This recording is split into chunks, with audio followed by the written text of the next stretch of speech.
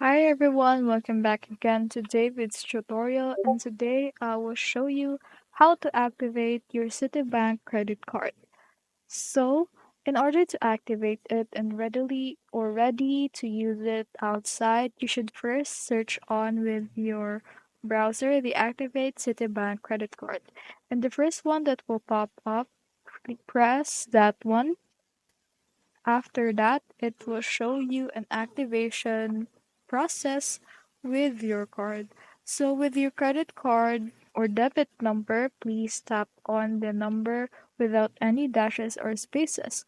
Then press continue and just allow the prompt to make your activation a lot more easier in order to activate your card. So, from that, the online website just take its way from here.